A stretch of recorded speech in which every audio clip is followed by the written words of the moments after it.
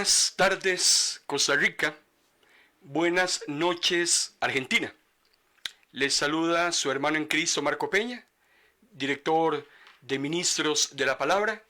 Muy agradecido con el Señor por la oportunidad que nos da de reunirnos una vez más alrededor de su santa palabra. Hoy es jueves para que continuemos a través de nuestra plataforma de Facebook Live haciendo un análisis de una serie de ilustraciones muy interesantes, muy hermosas que aparecen en la Biblia.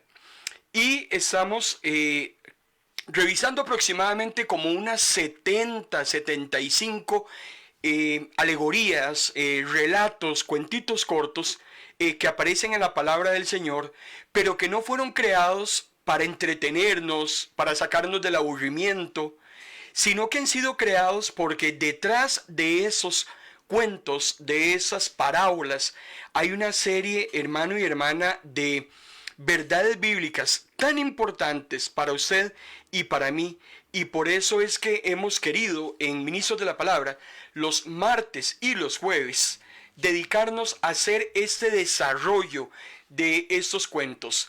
La gran mayoría están concentrados en el Nuevo Testamento, porque fue el método de enseñanza que Jesús utilizó en su ministerio terrenal. Ahora vamos a volver a refrescar un poco este concepto que ya lo habíamos esgrimido en la primera sesión de relatos con aguijón. Así es como le hemos llamado nosotros a estas sesiones, relatos con aguijón. ¿Por qué? Porque al final de la historia son cuentitos muy cortos en los cuales usted tiene que imaginarse todo lo que está sucediendo, y al final del cuentito es un desenlace interesante que le da un giro de 180 grados a la narración. Muchos oyentes terminan identificándose con ese relato y por eso es que tiene un aguijón al final. El relato lo que pretende es que al ir concluyendo el mismo, uno pueda analizar si hay algo en su vida que tiene que cambiar, si hay algo en su vida cristiana que no está funcionando bien y tiene que corregir, si hay algo que tenemos que reforzar. Y hemos dicho también que todas estas parábolas, todos estos relatos nos llevan hacia el reino de los cielos. Ese es el fin último de todos estos cuentitos que estamos analizando. Vamos a terminar muy probablemente hoy con los relatos que aparecen en el Antiguo Testamento, e inmediatamente nos vamos a concentrar con nuestro Señor Jesús, con el cual pudimos notar más de 60 relatos, de los 75 aproximadamente que vamos a analizar, más de 60 están concentrados en el Señor Jesús, el cual utilizó este método para enseñar. Jesús utilizaba cosas que sucedían en su contexto, profesiones, objetos, el clima, y vamos a ir poco a poco haciendo el análisis de estos pequeños cuentos. Me gusta iniciar esta sesión de los relatos con aguijón con el texto de Habacuc, capítulo 2, versículo 14, el cual nos dice: y el conocimiento de la gloria del Señor llenará entonces toda la tierra, como las aguas llenan el mar. Qué hermosa esta profecía, porque es una profecía, la que nos dice que el conocimiento de Dios va a llenar toda la tierra. Pero para que eso suceda, usted y yo tenemos que involucrarnos en la tarea que otros, al igual que nosotros, se han sumido, y es de extender las buenas nuevas de salvación a toda criatura. Ministros de la Palabra fue creado precisamente bajo ese estándar, fue creado bajo esa premisa: llevar luz en las tinieblas, alcanzar a las naciones. Y damos gracias a Dios porque en este momento estamos transmitiendo en vivo y en directo a través de nuestra plataforma de Facebook Live. Podemos tener un alcance a través de esa plataforma de 2.800 millones de personas en todo el mundo. Pero también hace poco más de un mes iniciamos con nuestra propia emisora online MP Radio. De noche o de día, tu mejor compañía. Una emisora que tiene 24 horas ininterrumpidas de música, sin anuncios, y 14 programas que se transmiten durante toda la semana, y con MP Radio, podemos entonces abarcar a 176 países en este mundo. Estamos haciendo la tarea que el Señor nos ha encomendado. Vamos inmediatamente al relato número 8. Ese es el relato que corresponde hoy. Y si le he contado que son más de 70, no tengo idea cuánto tiempo más nos va a llevar los martes y los jueves. Recuerde que estos cuentitos me he vuelto, alguien me dijo, pastor, usted ahora está en un puro cuento. Claro que sí. Los martes y los jueves estoy dispuesto a contarle cuentos, pero no lo voy a entretener, no quiero hacerlo reír, no quiero que se disperse en otra cosa. Lo que quiero es que usted reciba la palabra del Señor a través de estos relatos. El número 8 se llama El Sembrador Sabio. Así es como le hemos titulado a este cuentito. Usted lo encuentra en la palabra del Señor, porque los cuentos que estamos relatando todos están en la Biblia. Isaías capítulo 28, versículo 23 al versículo 29. Vaya por favor a Isaías capítulo 28, versículo 23 al 29. Dice la palabra del Señor. ¿Siembra continuamente el labrador sin cosechar jamás? Le vuelvo a solicitar, estimado hermano y hermana, que en el momento en que estemos contando el relato, usted por favor imagine en su cabecita, en su mente, en su entendimiento, imagine lo que estamos relatando. Hoy en día ya nadie quiere pensar. Hoy en día nadie está usando el cerebro. La gente hoy está simplemente como embelesada, como mareada, yo no sé, frente a una pantalla de televisión, frente a sus redes sociales. Los niños no leen, los niños ya no imaginan, y ahora todo se lo damos hecho, y peor aún, con ese bendito cuento de la inteligencia artificial. Ahora quiere decir que entonces el hombre ya no va a hacer nada, ya no se va a necesitar el ser humano, porque la inteligencia artificial lo va a hacer todo. Los creyentes actuamos de una manera diferente. Nosotros tenemos, hermano y hermana, que recibir la palabra del Señor, asimilarla en nuestro corazón, meditarla. La palabra de Dios hay que meditarla, hay que escudriñarla, hay que revisarla.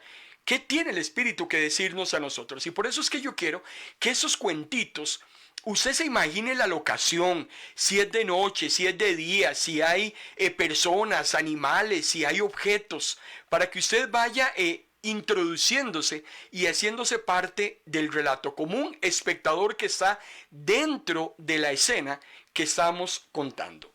Dice el texto de Isaías 28, y está relacionado con un sembrador, con un sembradío, está relacionado con semillas, con herramientas que se utilizan, que los campesinos requieren para poder ejercer su tarea.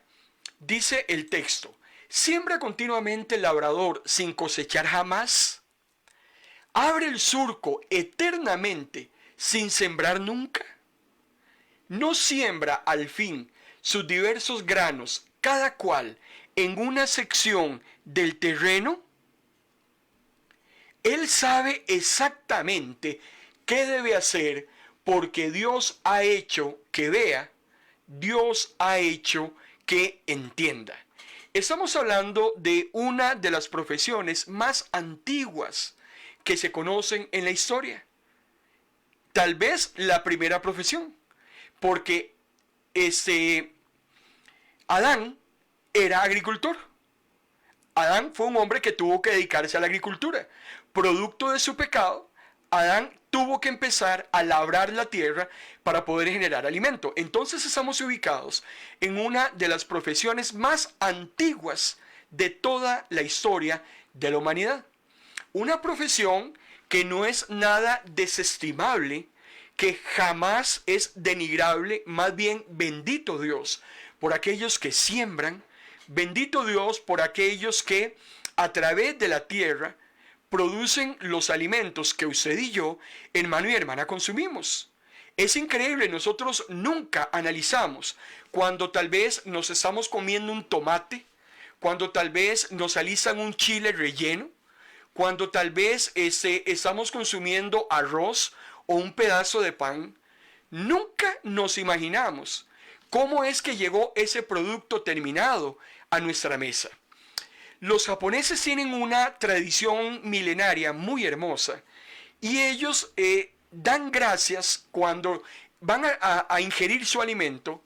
Ellos dan gracias por el alimento, pero no solo por el alimento que tienen en la mesa. Los japoneses dan gracias por el alimento desde el momento en que el sembrador, si estamos hablando de alimentos que tienen que cultivarse en la tierra, desde el momento en que el sembrador empieza a hacer toda la preparación del terreno para que en algún momento dado esa persona se consuma ese alimento. Y ellos empiezan a dar gracias a través de todo el proceso de quien prepara la tierra, de quien echa la semilla, de quien la cuida, de quien está pendiente de lo que hay que hacer durante el crecimiento de esa hortaliza, de ese fruto, desde el momento en que es llevado para que sea procesado hasta que llegue a la mesa del comensal. No nos damos cuenta nosotros de la gran bendición de Dios para que usted y yo consumamos ese producto. Y vamos a ver más adelante acerca de este tema de la siembra, porque nosotros, hermano y hermana, no sabemos cómo es que el alimento crece. La semilla es lanzada a la tierra y no tenemos idea cómo es que sucede todo ese crecimiento que se genera alrededor de esa semilla hasta tener el producto final que usted y yo consumimos. Eso es obra de Dios. Eso no es un tema de la naturaleza, como dicen muchos, que las cosas se hacen solas y que la madre naturaleza. Olvídese, es el Señor Jesús, es nuestro Salvador, es nuestro Dios, metiendo mano para que esos alimentos vayan generándose y así usted y yo podamos consumirlos. Esta profesión, como les decía ahora, jamás será nada despreciable. No podríamos decir que otras profesiones son mejores que esta. Usted podrá decir, es que el médico tiene una mejor profesión que el agricultor. No es verdad, porque no ganamos nada con médicos si no tenemos que comer. El médico no gana nada ejerciendo su medicina, su profesión, si no tiene que comer, y el que le genera la comida es el que la produce, el que la siembra. Todos, indistintamente, hermano y hermana, nos necesitamos. Somos seres humanos interdependientes. Y la profesión de la agricultura tiene también sus técnicas, tiene también su modo de hacer las cosas. El que se ha dedicado a la agricultura se ha especializado a través del tiempo en una serie de técnicas que tiene que manejar. Sabe en qué suelos cultivar, en qué suelos no cultivar, dónde se dan ciertos productos, dónde no se dan esos productos, dónde puede, en qué momento de la época del año debe sembrar, en qué época no hay que sembrar, en qué época se cosecha, en qué época no se cosecha. Todo esto lo va aprendiendo conforme va ejerciendo esa labor. Muchas veces en la agricultura es ancestral de padres a hijos y se va transmitiendo a través del tiempo. Isaías 28 me está hablando de un hombre que tiene un conocimiento muy fino, muy amplio de esa tarea tan hermosa que es la tarea de cultivar. Por eso es que este relato empieza con una serie de preguntas donde nos tratamos de imaginar nosotros la respuesta. ¿Siembra continuamente el labrador sin cosechar jamás? ¿Usted qué respondería? Por supuesto que no, porque en algún momento yo tengo que cosechar lo que siembro. Espiritualmente hablando, el apóstol Pablo nos dice allá en Gálatas, no se engañen, lo que el hombre siembra, eso cosecha. Tarde o temprano vas a cosechar aquello que sembraste. Entonces, el que siembra, tarde o temprano va a cosechar. Tal vez no coseche algo bueno, como ya lo vimos en las parábolas anteriores. ¿Se recuerda usted en la parábola de la novia de mi amigo? Él tenía un sembradío de vides que esperaba que le dieran frutos dulces, pero lo que le generó fueron uvas silvestres. El que siembra va a cosechar algo, aunque no tenemos garantizado qué es lo que al final de los finales se va a terminar cosechando. Ahora me hace otra pregunta. ¿Abre el surco eternamente sin sembrar nunca? Abrir el surco es hacer una hendidura en el terreno para colocar la semilla.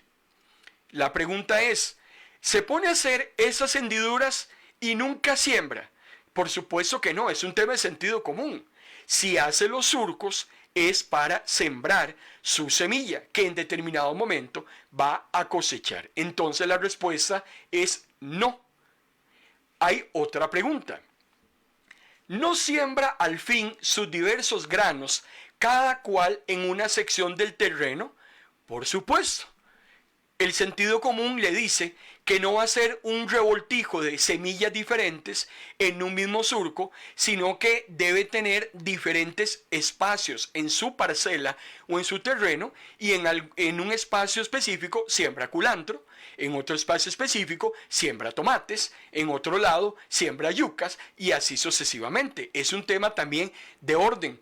Por eso es muy hermoso cuando nosotros tenemos ciertas imágenes aéreas, ciertas imágenes de drones, y vemos esos grandes plantíos que se ven allá en las llanuras, en las sabanas, muy hermoso. Se logra precisar esos sembradíos que parecieran como pintados, como tan perfectos. Bueno, porque también el sembrar requiere un orden. El sembrador es una persona muy ordenada.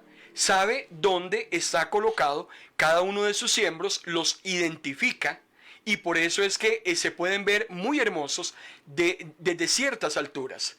Por eso es que al final del versículo 26, Isaías me dice que el agricultor sabe exactamente qué debe hacer porque Dios ha hecho que vea y entienda. Y algo muy importante que me dice a mí el versículo es que el Señor es el dador de todo conocimiento. Dios es el dador de todo lo que el hombre tiene, de todo lo que el hombre posee. Si el hombre es inteligente, es porque esa inteligencia es Dios el que se le ha dado. Si el hombre tiene un buen puesto de trabajo, es porque Dios así se lo ha otorgado. Si el hombre tiene una casa muy linda, es porque Dios le ha bendecido con esa casa. Todo, hermano y hermana, proviene de Dios. Nunca se le debe olvidar al ser humano, porque un problema enorme es la ingratitud del hombre cuando presume que lo que tiene es porque él mismo lo ha granjeado, él mismo lo ha logrado. Es una lástima cuando usted ve a muchas personas decir, este sueldo es mío, esto yo me lo gané, me lo sudé 15 días y por eso es que puedo hacer lo que me dé la gana. No.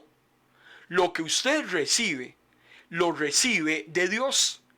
Porque es Dios el que le ha dado la fuerza, es Dios el que le ha dado la inteligencia, es Dios el que lo ha llevado y lo ha traído con bien a usted de su lugar de trabajo. Es Dios el que le permite a usted levantarse en la mañana y acudir a su centro de trabajo y regresar en la noche sano y salvo. Por eso, al final del versículo 26 es muy claro, cuando me dice que Dios es el que hace que el hombre vea y entienda. Todo lo que somos, hermano y hermana, se lo debemos a Dios. Mostrémosle al Señor algo de gratitud de parte nuestra. David decía, no le voy a dar nada a Dios que no me cueste. Si usted es una persona que le da a Dios migajas, si usted es una persona que le da a Dios lo que le sobra, si usted es una persona que está recibiendo de parte de Dios y no le da a Dios, no bendice a otras personas a través de lo que Dios le ha dado, tarde o temprano esa bendición Dios se la va a quitar. Las bendiciones no serán eternas para aquellos mezquinos.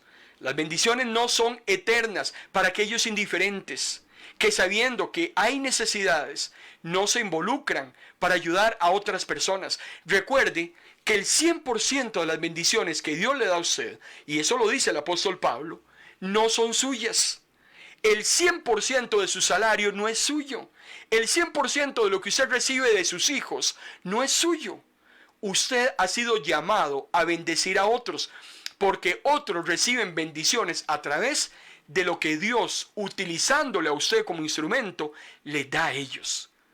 No se nos olvide que es Dios el que ha hecho que nosotros veamos y entendamos. Y así es en la labor que usted desarrolla. Si usted es un profesional en alguna materia, si usted maneja un vehículo, si usted es un ingeniero, si usted es un abogado, si usted es hasta una ama de casa, hasta en eso se debe tener entendimiento y conocimiento para lo que es toda la administración del hogar, todo lo que se requiere hacer. Todo proviene de Dios. Esta ilustración de Isaías es un poema muy hermoso porque relata la obra de Dios y la obra del agricultor. Ahora vamos a extrapolar esta hermosa enseñanza de la agricultura, de lo que nos está hablando Isaías, y qué de beneficio tiene para usted y para mí una enseñanza como esta. Un agricultor no solamente ara, un agricultor sabe cuándo debe arar y cuándo no debe arar. Hay cosas que en la agricultura se hacen en determinado momento y hay cosas que en determinado momento no se hacen. Así sucede también en las profesiones o las actividades que ustedes realizan. El agricultor sabe cuándo nivelar el suelo, cuándo plantar, cuándo no plantar. El agricultor también utiliza herramientas. Hay herramientas que son muy necesarias en la agricultura, como también hay instrumentos muy necesarios que el odontólogo requiere. Hay instrumentos muy necesarios que el médico también necesita o que el ingeniero también ocupa en el campo de acción en el que se desarrolla. En la agricultura sucede igual. Hay herramientas que se van a utilizar en diferentes momentos. Algunas se van a utilizar todas en una situación dada. Habrán otras que no se van a requerir todo el tiempo.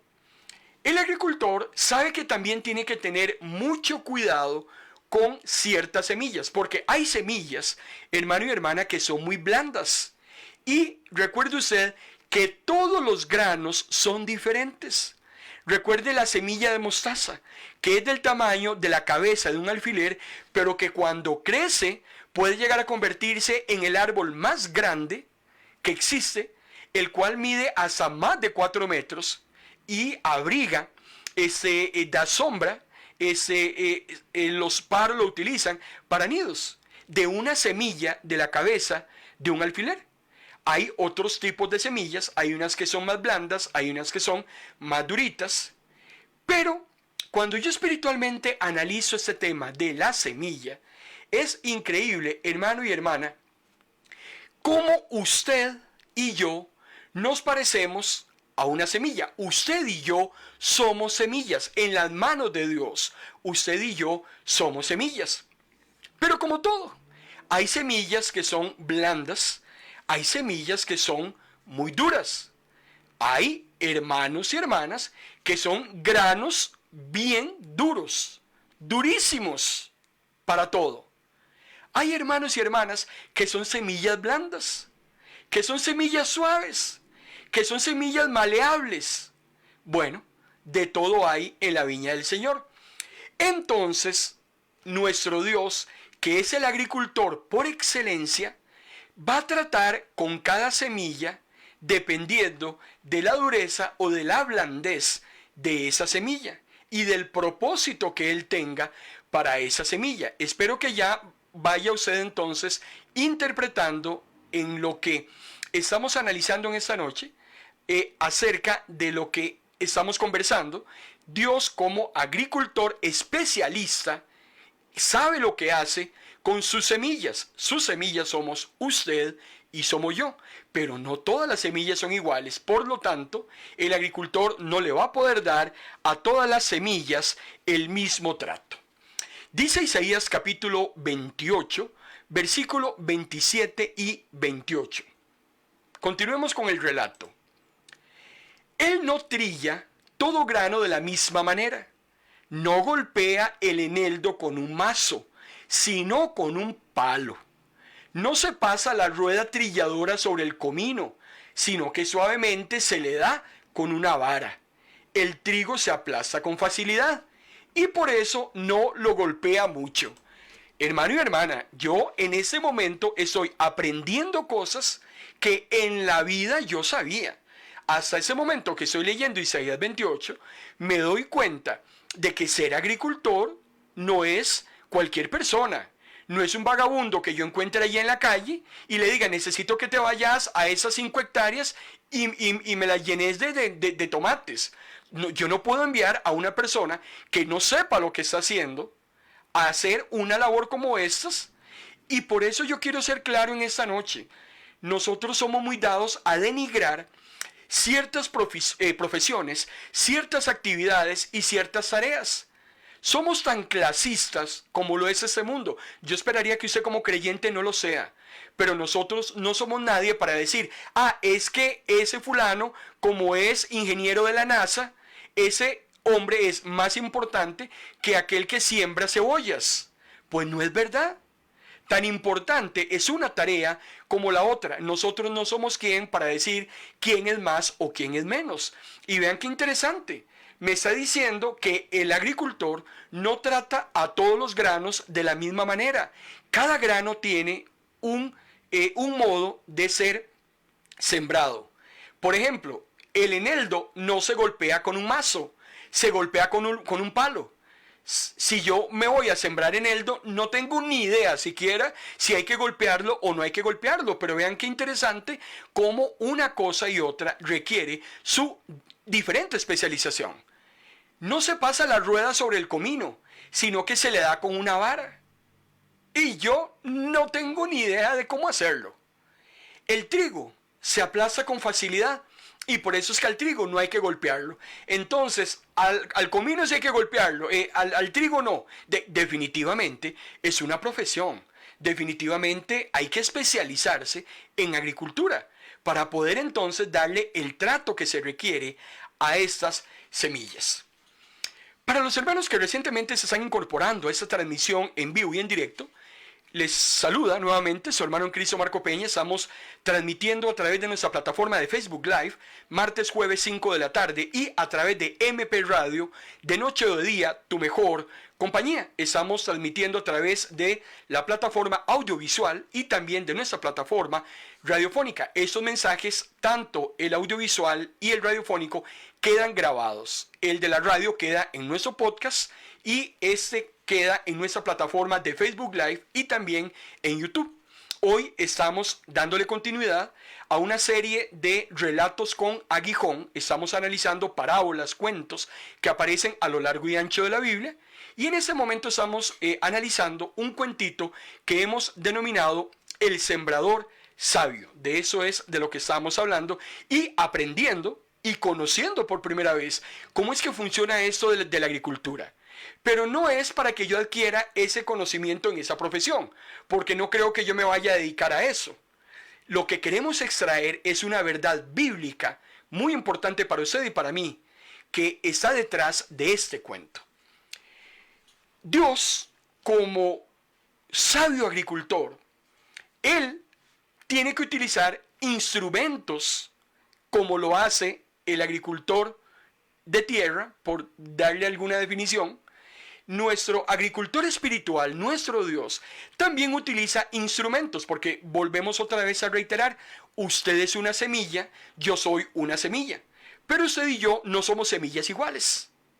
En nada nos parecemos, pero Dios, que todo lo conoce, sabe cuál es el trato que debe darle a cada semillita. Y Dios no le va a dar a usted el mismo trato que me va a dar a mí. Por eso es muy importante, a las semillas que son muy duras, pues hay que darles más duro. A las semillitas que son más blandas, pues no hay que darle tanto. Por ejemplo, el trigo se hunde tan fácilmente que no hay que golpearlo. Yo te pregunto en esta noche, ¿eres trigo o eres eneldo o eres comino? Hay que darte con la vara. Hay que golpearte para que entiendas. Hay que hacerte llorar para que pongas atención a lo que el agricultor está hablándote mañana, tarde y noche. O simplemente eres trigo que tal vez se hunde solito en la tierra y empieza a generar fruto. De eso es de lo que nos está hablando exactamente este cuentito. Por eso es que usted y yo no tenemos ni que desesperarnos, ni que dudar de lo que Dios está haciendo en nuestras vidas. El Señor en este momento está labrando a cada uno de sus hijos y de sus hijas. El Señor está teniendo un trato con cada una de sus semillas. Algunos nos está dando más duro que a otros los está tratando mejor que a otros. Hay otros que definitivamente solo a los golpes y a las varas entienden, pues definitivamente entonces así es como Dios los trata. No han querido entender a las buenas, pues así es como Dios va a ir trabajando la vida de cada uno. Porque Dios es un agricultor experto. Dios sabe a lo que se dedica. Dios tiene todo el conocimiento. Y Dios sabrá cómo tratarte. Por eso es tan importante que nosotros nos dejemos tratar por el agricultor. Conviértase usted en una semilla lista y presta para que el sembrador la siembre, valga la redundancia, el agricultor la incorpore en la tierra y que usted inmediatamente haya sido sembrada, porque recuerde que el chiste de la siembra es la cosecha. Por eso la primera pregunta que encontrábamos en el texto decía, ¿será que se va a dedicar a sembrar toda la vida y no a cosechar? Hermano y hermana, vamos otra vez al texto original. Dios no va a pasar toda la vida sembrando semillas y que esas semillas no den fruto. Nos va a pasar exactamente como el relato de la novia de mi amigo. Entonces, como las vides no dieron lo que tenían que dar, ¿qué hace el dueño de la vid? Le quita la cerca y que le pasen las vacas por encima al sembradío. Que crezca la maleza, ya no la va a volver a cuidar. En la torre de vigía, ya no va a haber nadie cuidándola. Pues que se roben todo, que la destruyan. Porque si esa semillita no da fruto, entonces se vuelve inservible. Usted y yo somos semillas llamadas a dar fruto, a generar fruto. Y por eso el Señor tiene que trabajar con algunos más duro que con otros, para que todos en determinado momento demos ese fruto que el Señor espera de usted y de mí. En su tiempo perfecto, porque recuerde que el agricultor tiene que saber esperar hasta el momento en que crezca aquel fruto de esa semilla que sembró. El agricultor va y siembra y tiene que esperar el tiempo. Aquí hay que ejercitar la paciencia, aquí hay que ejercitar la calma, porque el Señor sabrá en su tiempo perfecto y en su sabiduría cuándo usted y yo vamos a dar ese fruto que Él espera de nosotros. Pero para empezar, permitámosle al Señor que Él trabaje con usted y conmigo. Isaías 28:29, muy hermoso, nos dice: el Señor Dios Todopoderoso es un maestro admirable y da sabiduría al labrador. Y yo digo, hermano y hermana, amén. Claro, ahora yo puedo entender esa hermosa labor que muchos hombres y mujeres hoy en día realizan a la intemperie, para que usted y yo tengamos ese alimento también en nuestra mesa. También demos gracias a Dios por esa labor que esas personas están llevando a cabo. Pero espiritualmente hablando, sea una semilla maleable en las manos del Señor. Una semilla a la cual no le cueste tanto a Dios, tanto trabajo. Muchos de nosotros le hemos dado más trabajo a Dios que el que le debíamos haber dado por nuestra testarudez, por nuestra majadería, por nuestra necedad. Pero bendito Dios, que ha sido un agricultor paciente, que ha sido un agricultor que ha esperado por nosotros y que hasta el día de hoy, hermano y hermana, podemos decir, bendito el Señor, que nos dio tiempo, tuvo misericordia para que nosotros hoy pudiéramos dar los frutos que tal vez pudimos haberlos dado hace 30 o 40 años. Pero bueno, el tiempo es del Señor.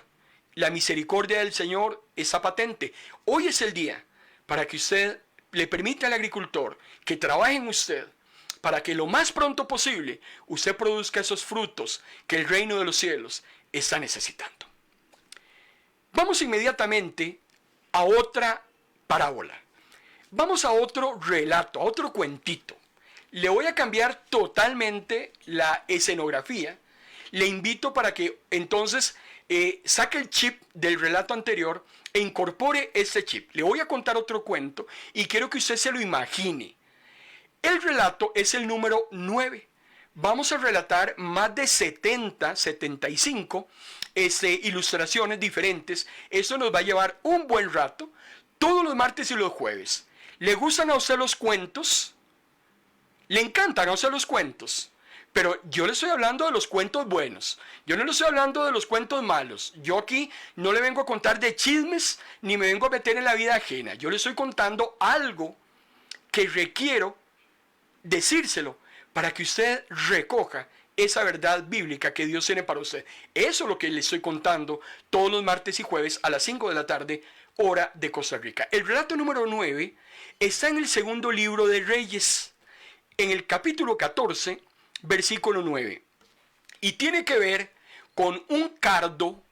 Imagínese un cardo. Un cardo es un árbol pequeñito, un arbusto espinoso que no sirve para nada. Eso es un cardo. El otro personaje del relato es un cedro. Y vamos a hablar de los cedros del Líbano. Esos árboles impresionantes, árboles madereros, con esas maderas muy apreciadas en la construcción. Entonces tengo un árbol pequeñito y tengo un árbol grande. Imagínese también un tercer personaje y es una fiera. Un árbol pequeño, un árbol grande y una fiera. Segundo libro de Reyes, capítulo 14, versículo 9. Y usted me preguntará, ¿y qué tiene que ver un cardo, un cedro y una fiera? Bueno, quiero que despierte el interés porque es muy interesante lo que este relato nos va a contar a continuación. Lo voy a ubicar primero en el contexto histórico. Recordemos que los relatos que aparecen en la Biblia no son de interpretación humana. Cuando usted me habla de un árbol pequeño, un árbol grande y una fiera, y yo le digo, imagínese el relato, no vamos a coincidir ninguno, porque cada uno tendrá su propia idea de qué fue lo que pasó con esos tres personajes. Pero la ilustración tiene una sola enseñanza. Y para entender esa enseñanza hay que ir al contexto histórico de cuando se contó ese relato. Eso se llama hacer la exégesis del pasaje. Una exégesis es ir al texto bíblico, analizar quién lo escribió, para quién lo escribió, qué era lo que se estaba desarrollando en el contexto histórico, por qué fue tan importante contar ese relato, qué era lo que estaba sucediendo. De ahí es que entendemos entonces por qué ese relato se contó, pero eso no queda hasta ahí. Vamos entonces a hacer lo que se llama la hermenéutica, y es extrapolar a nuestro contexto histórico ese cuentito para ver qué tiene de importante un arbolito, un árbol grande y una fiera en su vida cristiana y en mi vida cristiana. Esa es la razón de por qué estamos analizando este cuentito. En el contexto histórico había un rey que se llamaba el rey Amasías. Estamos en el tiempo del reino dividido. A partir de Roboam, el hijo de Salomón, año 931 a.C., Israel se divide en dos: reino del norte, reino del sur. Casa de Israel, casa de Judá. 10 tribus en el norte, 2 tribus en el sur. Amasías es rey de Judá. Era hijo del rey Joás, un gran reformador de su época, uno de los reyes más importantes en el reino de Judá. Amasías acaba de pelear una guerra en la cual venció a 10.000 edomitas. Edomitas eran aquellos descendientes de Edom. Edom es Esaú. Recuerden ustedes que hay dos hermanos, uno se llama Jacob, otro se llama Esaú, hijos de Isaac. Jacob fue el que recibe la promesa, es el que tiene las 12 tribus de Israel, y Esaú termina quedando relegado de los beneficios de la primogenitura, y por tanto durante décadas después se convirtieron en enemigos acérrimos de los judíos, siendo familia, porque los edomitas y los israelitas eran familias descendientes de hermanos. Amasías acaba de ganar esa guerra contra esos 10.000 edomitas, pero después de la victoria, su corazón se alejó de Dios. ¡Qué lástima! Qué lástima es que cuando usted y yo tenemos grandes victorias, obtenemos logros, activos, dinero, un mejor puesto en el trabajo, muchas personas se olvidan de Dios. Nosotros en nuestro ministerio es increíble y pasa en muchas iglesias. Recibimos llamadas, peticiones de oración de muchas personas donde nos piden, hermano pastor, ore por mí porque necesito un trabajo y necesito que me asciendan de puesto y todos oramos en esa línea, pero interesantemente cuando la persona ya recibe ese trabajo, se olvida de Dios. Cuando necesitó que oráramos por ellos, vinieron donde nosotros y oramos. Y una vez que ya tienen el trabajo, hasta se fueron del ministerio. Ya obtuvieron lo que querían. Qué peligroso es que cuando obtenemos algo, terrenalmente hablando, de lo primero que nos olvidamos es de Dios.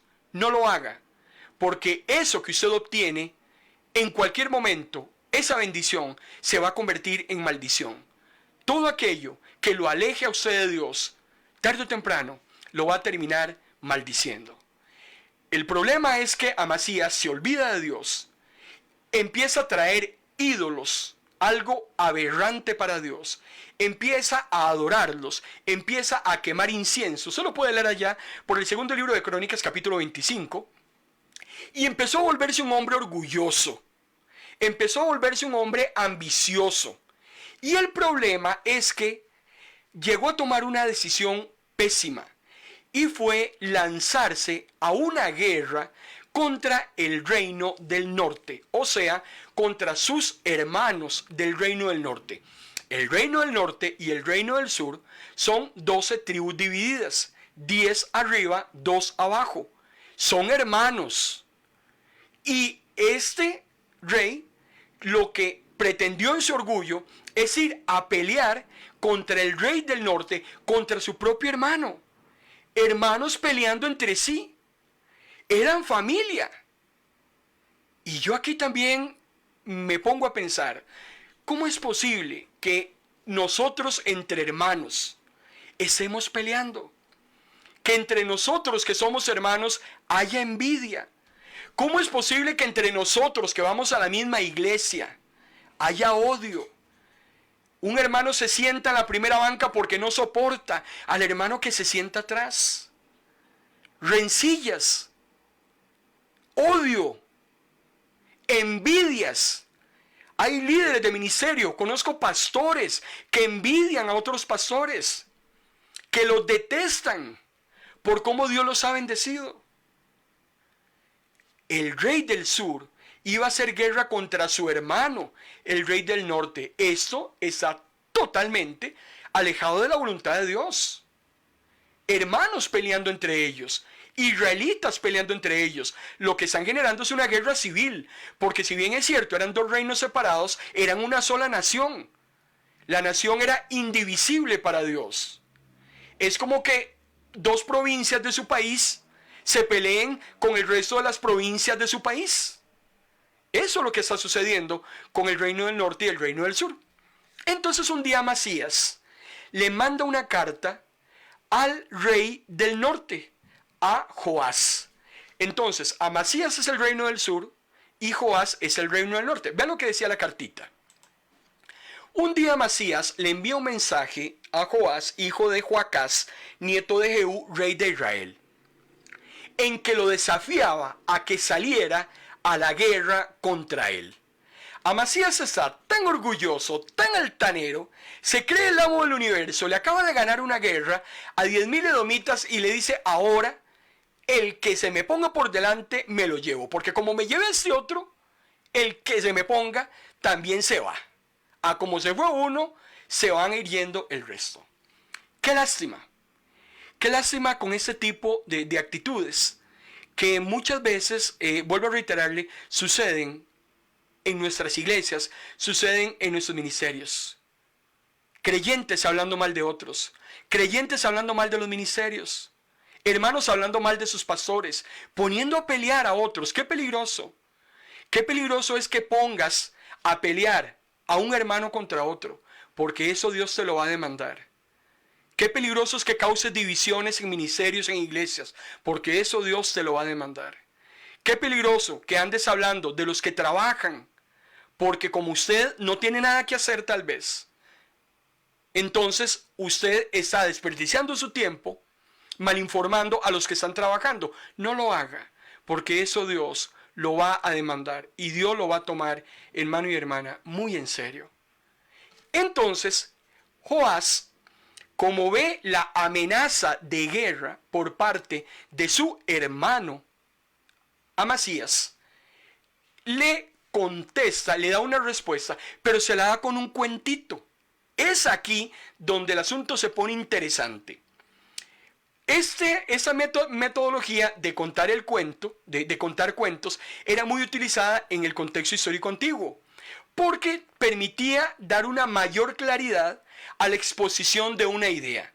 Hay cosas que con palabras es muy difícil decirlas, pero con gesticulaciones, con relatos es más fácil. El segundo libro de Reyes, capítulo 14, versículo 9, Joás le contesta a Amasías: una vez un pequeño arbusto, o sea, un cardo, le mandó a decir a un gran árbol. Ese árbol, en otras traducciones de la Biblia, dice cedro del Líbano: dale tu hija a mi hijo para que sea su esposa. Pero una fiera del Líbano pasó y aplastó al arbusto. Y uno se queda pensando, espérese un momento para ubicarme en la idea. Una vez, dice, un árbol chiquitillo le dio una orden a un árbol grande. La orden era: yo quiero que usted me dé su hija para que se case con mi hijo. Esa es la orden que le da el árbol pequeñito al árbol grande. Pero resulta que antes de que sucediera nada, apareció una bestia, una fiera, entiéndase, un animal asesino, un animal avasallador. Estamos hablando de una fiera, no estoy hablando de un gatito de peluche, estoy hablando de un gran animal capaz de hacer mucho daño. Ese animal aparece y le pasa por encima al arbolito, a ese pequeño arbusto insignificante. Vamos a ver.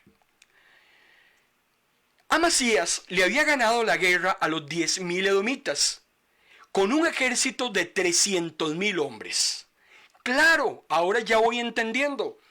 Amasías acaba de ganar una guerra con una proporción de 30 hombres a 1 al ejército de Edom. Y usted dirá, ¿qué jamonero? 30 contra 1.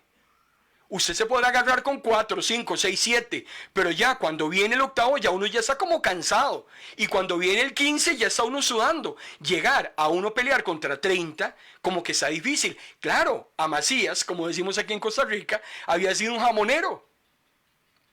Entonces, Amasías está tan embalantonado, porque Amasías es ese arbusto insignificante, Joás es ese cedro, y la fiera se va a convertir en el ejército del reino del norte que va a acabar con Amasías y con ese intento de guerra. Ahora, algo muy interesante que no le he contado es que el ejército de Joás era solo de 10.000 hombres, igual al ejército de Edom. Por eso es que Amasías era tan inteligente que hizo sus números. Entonces dice Amasías, claro, si con 300.000 le gané a esos 10.000 edomitas, yo con 300.000 le gano a esos 10.000 hombres del reino del norte.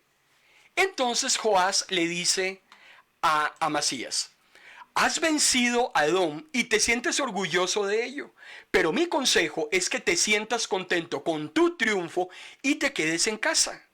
¿Por qué provocar un desastre para ti y para Judá? Pero Amasías se negó a huir. Entonces el rey Joás de Israel salió a enfrentársele, el rey Amasías fue capturado y Joás marchó sobre Jerusalén y derribó las murallas. ¿Qué pasó en esa segunda batalla que no pasó en la primera? En la primera, Amasías ganó con 300.000 hombres a 10.000. En esta perdió contra 10.000 hombres teniendo 300.000. Hermano y hermana, ¿qué es lo que me está diciendo este relato en 60 segundos? En primer lugar, esa parábola a mí me explica el efecto nocivo del orgullo, de la altanería, de la ambición. Porque Amasías se llegó a elevar de tal manera que empezó a ver por encima del hombro a los demás y creyó que podía hacer lo que le daba la gana con aquel que se le pusiera de frente. Y nunca tomó en cuenta que aunque aquel ejército de Joás era apenas de 10.000 hombres, él con 300.000 iba a ser vencido. Nunca estimó que iba a perder. Porque cuando yo soy una persona orgullosa, cuando yo soy una persona altanera, cuando yo no permito que a mí nadie me diga nada, entonces, creyendo que tengo la razón, creo que me voy a salir con aquello que pretendía, pero nunca me imaginaba el portazo que me iba a dar en la nariz aquella situación, y mi orgullo, tarde o temprano, se va a terminar cayendo. Ese falso orgullo de superioridad numérica, ese falso orgullo de superioridad económica, el hecho que usted tenga más que los demás, no lo hace ser una mejor persona. El hecho que usted tenga menos que los demás no lo hace ser una mala persona. El hecho que usted tenga una profesión académica superior al de otra persona no lo hace ser mejor ser humano. Olvídese. Dios no mira lo que mira el hombre. Y si no, que lo diga Goliat, que con 4 metros de altura no pudo contra un machillo de 1,60 m. Y si no, que lo digan los madianitas, que con 135.000 soldados no pudieron derribar a los 300 hombres de Gedeón. 400 hombres a 1. Fue esa guerra entre madianitas y hebreos. ¿Y por qué? Porque el Señor metió la mano. Porque el Señor mete la mano contra el orgullo. Porque el Señor mete la mano contra el altanero. Porque el Señor mete la mano contra el altivo. Porque el Señor mete la mano contra todos aquellos que se creen mejor que los demás. Y que creen que hay que hacer las cosas como ellos dicen. Pues no.